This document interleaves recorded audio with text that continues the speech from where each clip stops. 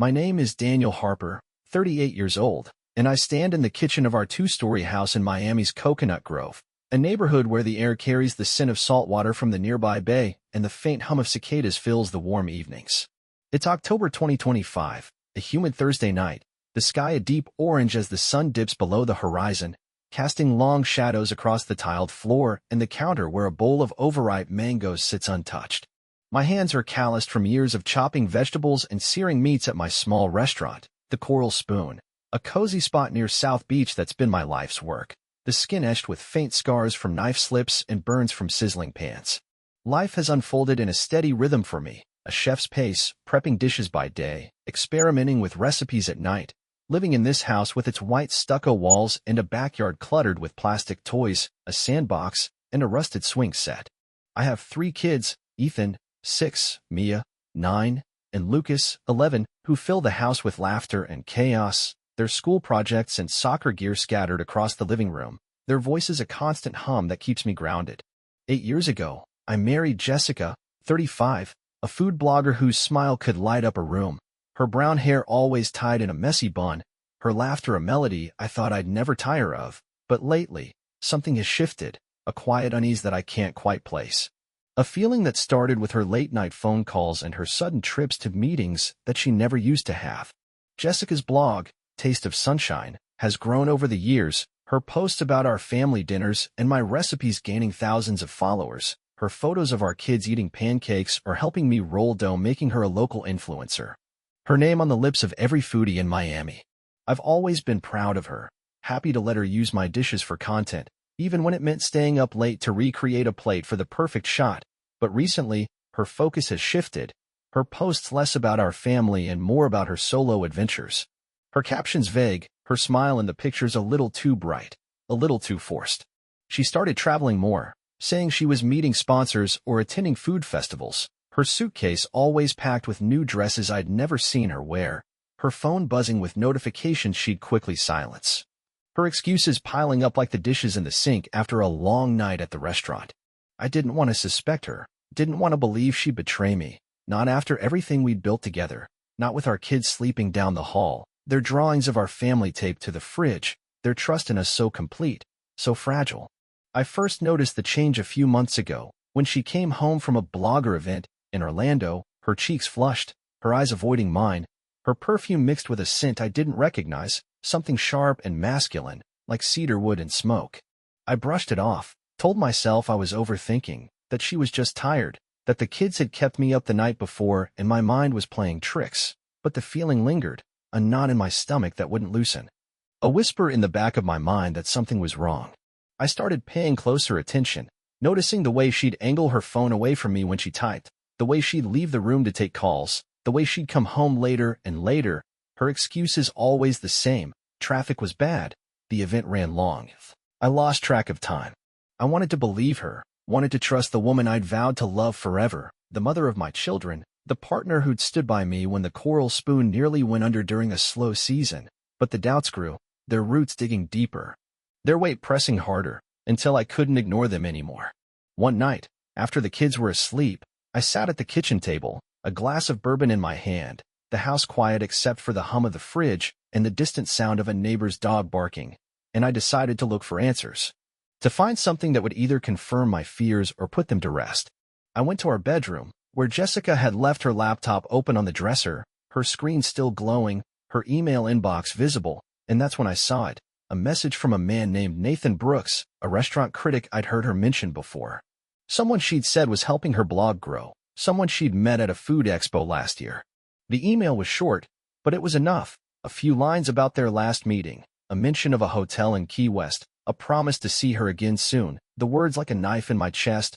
sharp and cold, cutting through the life I thought we had, the life I thought was ours. I stood frozen in our bedroom, the glow of Jessica's laptop casting a pale light across the hardwood floor, the email from Nathan Brooks burning into my mind. Each word a confirmation of the betrayal I'd feared but hoped wasn't true. My hands trembled as I scrolled through more messages, each one a thread in the web of her deceit. Each one a reminder of the life she was living behind my back, a life that didn't include me, a life that didn't include our children, Ethan, Mia, and Lucas, who were asleep down the hall, their dreams untouched by the storm brewing in their parents' world. The emails stretched back months, detailing dinners I didn't know about, trips she'd claimed were for work, moments she'd shared with Nathan while I was at the Coral Spoon, plating dishes for customers, or at home, helping Mia with her math homework, reading Ethan a bedtime story, teaching Lucas how to knead dough for pizza night. I felt the weight of her lies settle on my shoulders, heavy and unyielding, a burden I hadn't asked for, a burden I didn't deserve. I closed the laptop, my breath shallow, my heart pounding, and sat on the edge of our bed, the mattress creaking under my weight, the room suddenly too small, too quiet, too full of her presence, her perfume lingering in the air, her scarf draped over the chair, the one I'd smelled that unfamiliar scent on weeks ago, the one I now knew belonged to Nathan. I needed more proof, something undeniable, something she couldn't explain away, so I started looking closer, searching for the cracks in her carefully constructed facade, the clues she'd left behind in her rush to deceive me. I found a photo on her phone, one she hadn't deleted, a selfie of her and Nathan at a restaurant in Key West, their faces close, her smile wide, his hand on her shoulder, the background a blur of candlelight and ocean waves, a moment captured while I was at home, making dinner for the kids,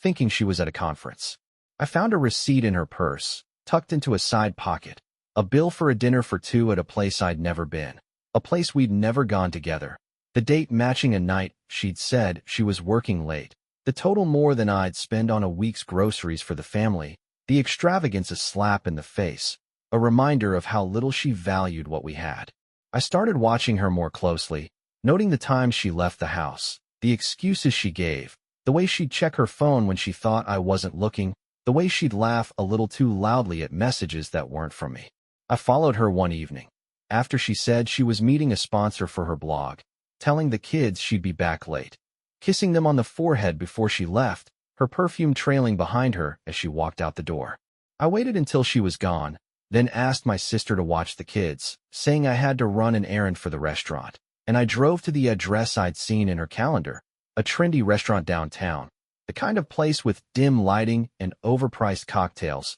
the kind of place we'd never go as a family. I parked across the street, my hands gripping the steering wheel, my eyes scanning the entrance until I saw her, her red dress catching the light, her arm linked with Nathan's, his hand on her lower back as they walked inside. Their laughter floating across the street, a sound that twisted the knife deeper, a sound that confirmed everything I'd feared. I sat there for hours, watching through the restaurant's window, seeing the way she leaned into him, the way he touched her hand, the way they shared a dessert, their heads close, their smiles intimate, a scene that didn't belong to me, a scene that didn't belong to our family. I drove home that night. The image of them burned into my mind, their laughter echoing in my ears, a sound that felt like a betrayal of everything I'd worked for, everything I believed in, everything I'd given to our family. The streets of Miami were quiet, the palm trees lining the road swaying in the warm breeze, the city lights reflecting off the bay in the distance,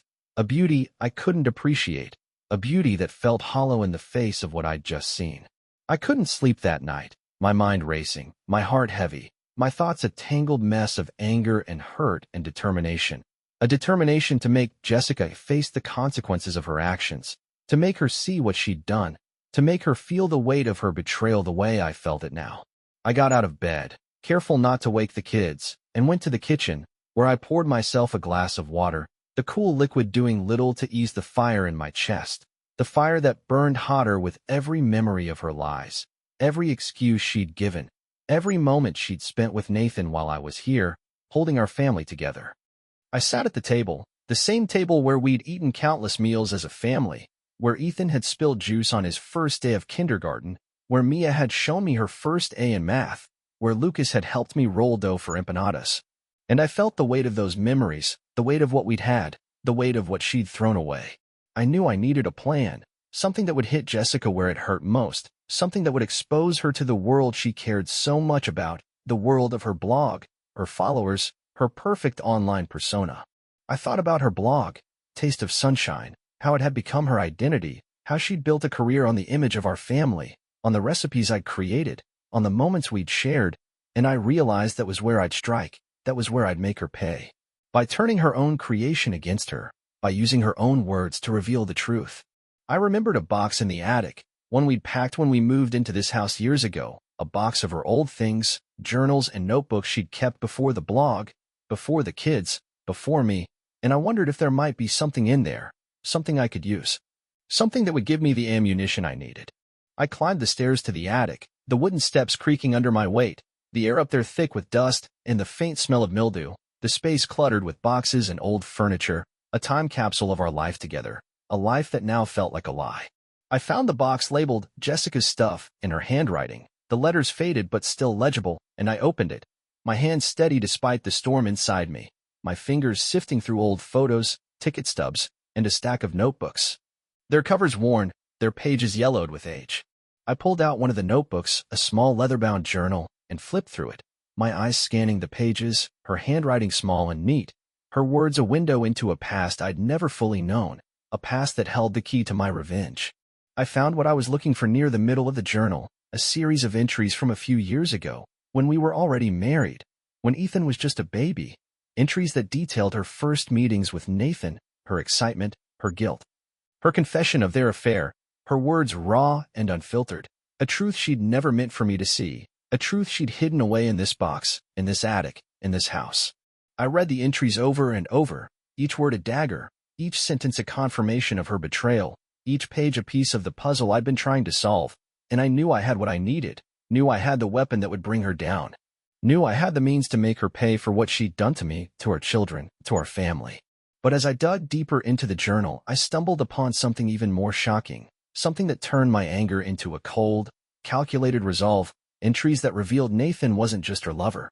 but her partner in a scheme to inflate her blog's success, a scheme that involved fake sponsorships, fabricated reviews, and siphoning money from my restaurant's accounts, money I'd thought was going to taxes or suppliers. Money she'd been funneling to Nathan to fund their lavish trips, their secret life, their betrayal. I sat back, the journal trembling in my hands, the realization hitting me like a wave, the realization that this wasn't just about infidelity, this was about deceit on a scale I hadn't imagined, a deceit that threatened not just our marriage, but my business, my livelihood, the future of Ethan, Mia, and Lucas, a deceit that made my plan for revenge even more urgent, even more necessary, even more justified. I decided to use the journal as the centerpiece of my revenge, to turn her confessions into something public, something undeniable, something that would ruin her in the eyes of her followers, her sponsors, her peers. I'd been working on a cookbook for the Coral Spoon, a collection of recipes that had made the restaurant a local favorite,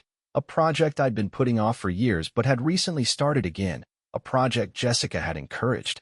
saying it would be good for my brand, good for our family, good for her blog. I realized I could use the cookbook as a weapon, could weave her journal entries into the pages, could disguise her confessions as part of the narrative. A story of food and love and betrayal that would look innocent at first glance but would reveal the truth to anyone who read closely, to anyone who knew her, to anyone who mattered. I spent the next few weeks working in secret, late at night after the kids were asleep, after Jessica had gone to bed or left for another meeting, her excuses as flimsy as ever, her absence a constant reminder of her betrayal. I sat at the kitchen table, my laptop open, a glass of bourbon at my side, the journal spread out in front of me, its pages marked with sticky notes, its words transcribed into my manuscript, woven into the introductions to my recipes, hidden in plain sight. I wrote about a fictional couple, a chef and his wife, their love story told through food, their marriage unraveling through infidelity, the wife's confessions mirroring Jessica's, her words about Nathan becoming part of the story, her guilt, her excitement, her lies. All there for the world to see, all under the guise of fiction, all under her name, because I'd published the book as a collaboration, as a project we'd done together, as a gift to her blog, to her followers, to her world. I added a section about the financial scheme, cloaked as a fictional subplot, a chef betrayed not just by love but by greed, a subplot that would raise questions, that would make people look closer, that would make them see the truth behind her success, the truth behind her lies, the truth behind her betrayal. I worked tirelessly, my fingers flying across the keyboard, my mind focused, my heart steady, my anger a quiet fuel that kept me going, that kept me from breaking, that kept me from giving up. I thought about Ethan, Mia, and Lucas, about the life I wanted for them, about the father I wanted to be, and I knew I was doing this for them, knew I was protecting them, knew I was making sure Jessica couldn't hurt them the way she'd hurt me. I finished the manuscript in 3 weeks, the recipes paired with stories, the stories paired with her confessions, the confessions paired with the truth, a truth that would destroy her when it came to light, a truth that would set me free, a truth that would let me walk away with my children, with my dignity, with my life. I contacted a small publishing house in Miami, one I'd worked with before for a local food magazine, and sent them the manuscript, telling them it was a collaboration between me and Jessica, a project for Taste of Sunshine, a way to merge our brands,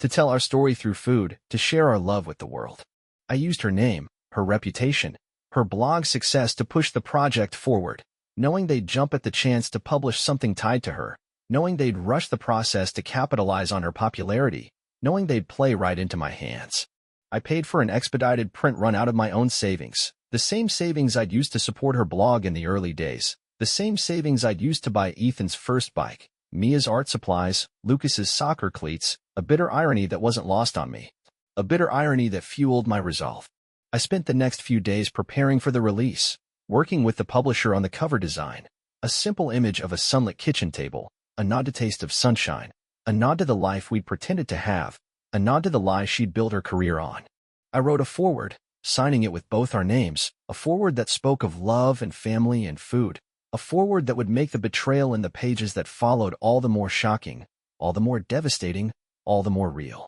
I ordered 1,000 copies, more than I needed, more than I could afford, but I wanted the book to spread, wanted it to reach her followers, her sponsors, her peers, wanted it to be everywhere, wanted it to be inescapable, wanted it to be her undoing. I arranged for a launch event at the Coral Spoon, a small gathering for local foodies and bloggers, a gathering I knew Jessica would attend, a gathering I knew would be the perfect stage for her downfall. I kept everything a secret from Jessica, telling her I was working on a surprise for the restaurant, a new menu, a new project, something that would keep her busy, something that would keep her distracted, something that would keep her from asking questions. I watched her come and go, her trips to meet Nathan more frequent now, her excuses more careless, her lies more transparent, her absence a constant reminder of what she'd done, of what she was still doing, of what she thought she could get away with. But then, just days before the launch, I uncovered another layer of her deceit, a twist that made my blood run cold, a twist that showed me just how far she'd gone to protect her lies, to protect her new life with Nathan,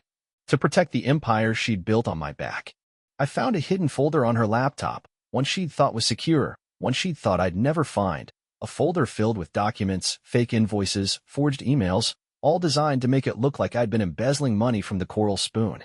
All designed to frame me, to make me the villain, to give her a way out if I ever discovered the truth, a way to take the kids, the restaurant, everything, and leave me with nothing. I sat there, staring at the screen, the realization sinking in, the realization that she'd planned to destroy me, that she'd planned to use me as a scapegoat, that she'd planned to walk away with everything while I took the fall, and I knew I had to act fast. Knew I had to make sure my plan worked, knew I had to make sure she paid for everything she'd done. I spent the final days before the launch preparing the restaurant, setting up tables for the event, hanging string lights in the dining room, arranging copies of the cookbook on a display near the entrance, each copy a ticking time bomb, each copy a piece of my revenge, each copy a step toward freedom. I invited her followers, her sponsors, her friends, her colleagues, everyone who mattered in her world, everyone who'd see the truth, everyone who'd witness her fall. The night of the launch arrived, the dining room of the Coral Spoon filled with the hum of voices, the clink of glasses, the soft glow of string lights casting a warm ambience over the crowd, a crowd of food bloggers, local critics, and Jessica's followers,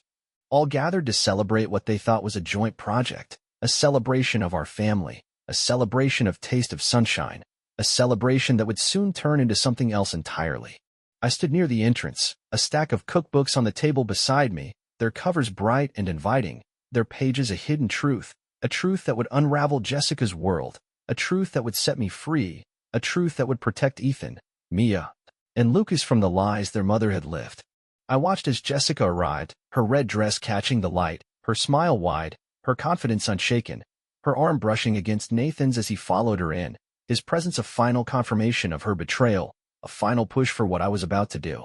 I greeted the guests, my voice steady, my hands calm, my heart a quiet storm, a storm I'd kept hidden for weeks, a storm that was about to break. I handed out copies of the cookbook, watching as people flipped through the pages, their eyes skimming the recipes, their fingers tracing the photos, their minds unaware of the story woven into the text, the story of a chef and his wife. The story of love and betrayal, the story of Jessica and Nathan, the story that would soon be all they talked about. I saw Jessica take a copy, her smile faltering for a moment as she read the foreword, as she saw our names together, as she realized this was the surprise I'd been working on, the surprise she'd never seen coming, the surprise that would destroy her. I watched as she flipped through the pages, her expression shifting from curiosity to confusion to horror, her eyes scanning the words, her own words, her confessions, her affair with Nathan laid bare for all to see, a truth she couldn't deny, a truth she couldn't escape, a truth that was now in the hands of everyone she cared about. I took the small stage at the front of the room, a microphone in my hand, the crowd quieting as I began to speak, my voice even, my words simple, my message clear, thanking them for coming, thanking them for supporting the Coral Spoon, thanking them for being part of our journey, a journey that was about to take a very different turn. I watched as Jessica's face paled, as Nathan shifted uncomfortably beside her, as the crowd began to murmur, their eyes darting between the book and her, their whispers growing louder, their realization spreading like wildfire, a wildfire I'd started,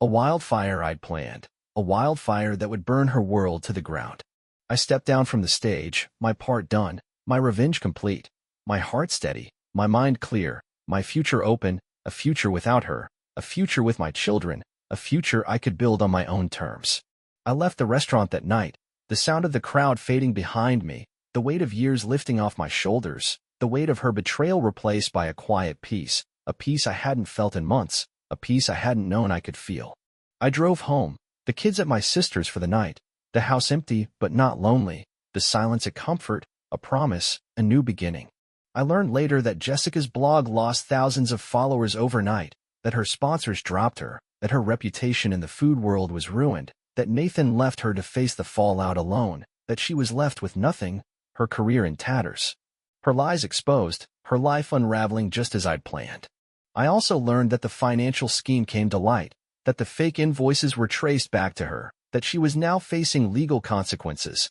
a twist I hadn't anticipated but welcomed, a twist that ensured she'd never hurt me or the kids again, a twist that closed the chapter on her betrayal for good.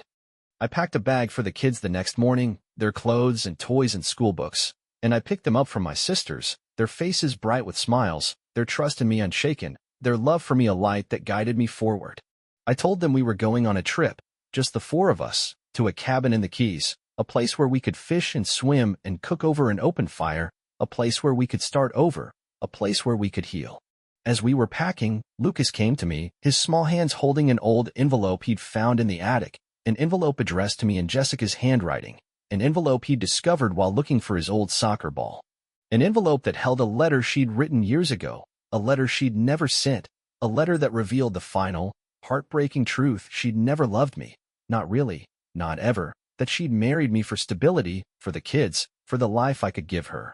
But her heart had always been elsewhere. Her heart had always been with someone like Nathan, someone who could give her the excitement she craved, the excitement I could never provide. I read the letter, my hands steady, my heart heavy but not broken, my resolve stronger than ever, knowing that I'd made the right choice, knowing that I'd chosen my kids, knowing that I'd chosen myself. I drove away from Miami, the city fading in the rearview mirror, Jessica fading with it, her lies fading with her, my anger fading with them, replaced by a new kind of hope, a hope for a future I could build, a hope for a future I could trust, a hope for a future I could call my own. The kids sat in the back, Ethan singing a song he'd learned at school, Mia drawing in her sketchbook, Lucas reading a book about space, their voices a melody, their presence a promise, their love a foundation I'd build on, a foundation I'd protect, a foundation that was mine, and mine alone.